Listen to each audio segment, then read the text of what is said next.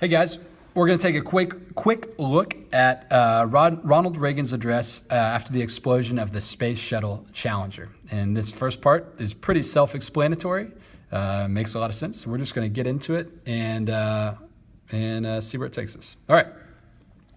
Ladies and gentlemen, I'd planned to speak to you tonight to report on the State of the Union. This is an address that presidents give every year.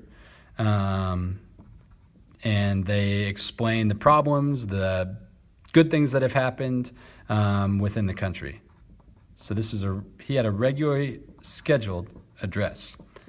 But, he says, the events of earlier today have led me to change those plans. Okay, so whenever I see this, I'm going to assume this happened on the exact same day. I couldn't tell you the exact date the Challenger exploded, but when he says something happened earlier today that's made him change those plans, I'm assuming this happened this morning. Today is a day for mourning and remembering. Mourning is like grieving. Nancy and I are pained to the core, Nancy is his wife, by the tragedy of the Shuttle Challenger. We know we share this pain with all of the people of our country. This is truly a national loss. 19 years ago, almost to the day, we lost 3 astronauts in a terrible accident on the ground. I wish I could remember what the name of that mission was, but I think it was in the Gemini program. But we've never lost an astronaut in flight. We've never had a tragedy like this. And perhaps we've forgotten the courage it took for the crew of the shuttle. But they, the Challenger 7, were aware of the dangers. You know, I think we do this a lot, where we see things so often that we forget how dangerous they are. I'll give you a quick example. When you watch a football game and you see those guys like flying full speed into each other, we forget that, all of those hits would really hurt. And when I fall down, it doesn't feel good. And these guys fall down on every single play. So this is a much bigger scale. These people are getting on shuttles with rocket fuel. I don't know anything about physics. With rocket fuel attached to the bottom of them, like it's a dangerous thing. They're going through the atmosphere, and it's a crazy thing. But what Reagan's saying is maybe we've gotten comfortable with that. But they, the Challenger 7, were aware of the dangers, but overcame them and did their jobs brilliantly. We mourn 7 heroes: Michael Smith, Dick Scobie, Judith Resnick, Ronald McNair, Ellison Onizuka, Gregory Jarvis, and Krista McAuliffe. She was a teacher who had won a contest to be on this shuttle. We mourn their loss as a nation together. I do want to point out one thing, the words that he uses to describe these people. He could say astronauts, right? But he says, we mourn 7 heroes. That could clue you in to his purpose for this speech. Strong language, strong words, heroes. We mourn their loss as a nation together. For the families of the 7, we cannot bear, as you do, the full impact of this tragedy, but we feel the loss, and we're thinking about you so very much.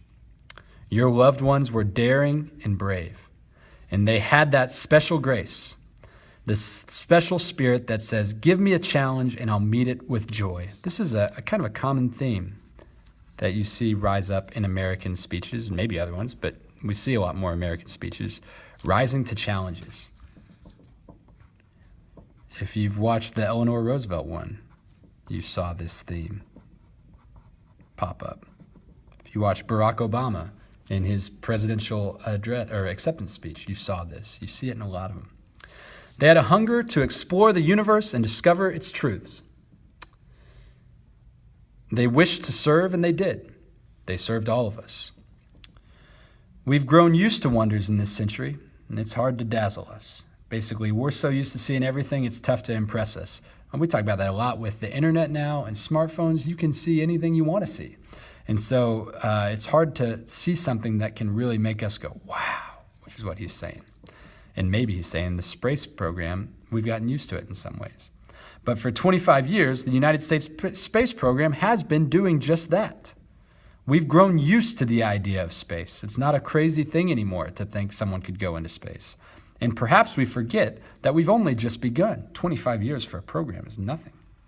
If you think about Other periods of exploration. Think about Christopher Columbus, who found the Caribbean islands in 1492.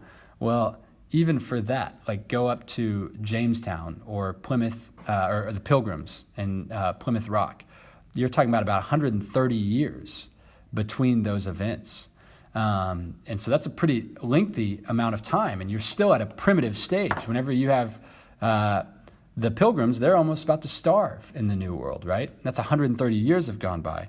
We're only 25 years into space exploration at this point. Now we're like, 60 or so? We're still pioneers. He's going to say that word a lot. He's going to bring that back a lot. They, the members of the Challenger crew, were pioneers. Think about what pioneers are. You think about like Oregon Trail stuff. I don't know if you guys ever think about that, but they're brave. They're venturing into unknown territory. They're risking their lives. They know that's part of the gig, right? To be a pioneer. All right. And I want to say something to the school children of America who were watching the live coverage of the shuttle's takeoff. So remember I said Krista McAuliffe was a teacher? Partly because of that, school children everywhere were watching this takeoff. Mr. Liu was included in this. I'm actually going to put him on here. Mr. Liu. He was like a first grader, I think, or something like that, whenever he watched this. So they're all watching whenever this space shuttle explodes in the sky. And we're watching the live coverage of the shuttle's takeoff. I know it's hard to understand, but sometimes painful things like this happen. It's all part of the process of exploration and discovery. It's all part of taking a chance and expanding man's horizons. That's what the space program is. This next quote, "The future doesn't belong to the faint-hearted or the weak or the scared or the anxious. It belongs to the brave." The future belongs to the brave. Why is that? Because pushing us into the future is dangerous. But it pays off. Why? It's dangerous. The Challenger crew was pulling us into the future.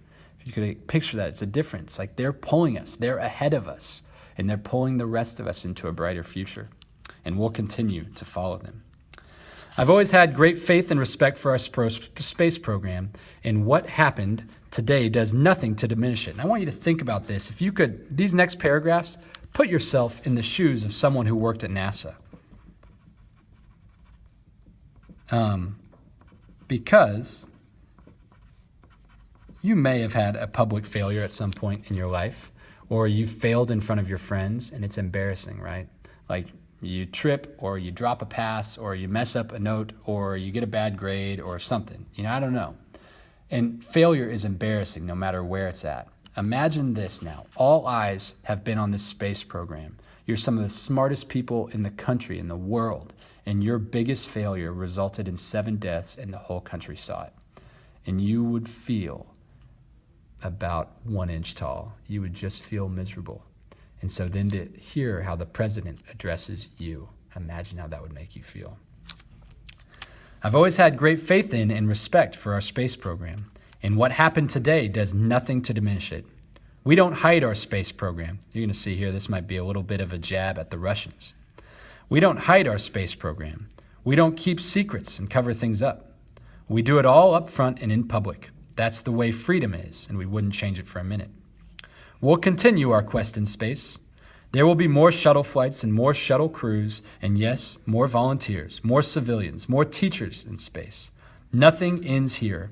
Our hopes and our journeys continue.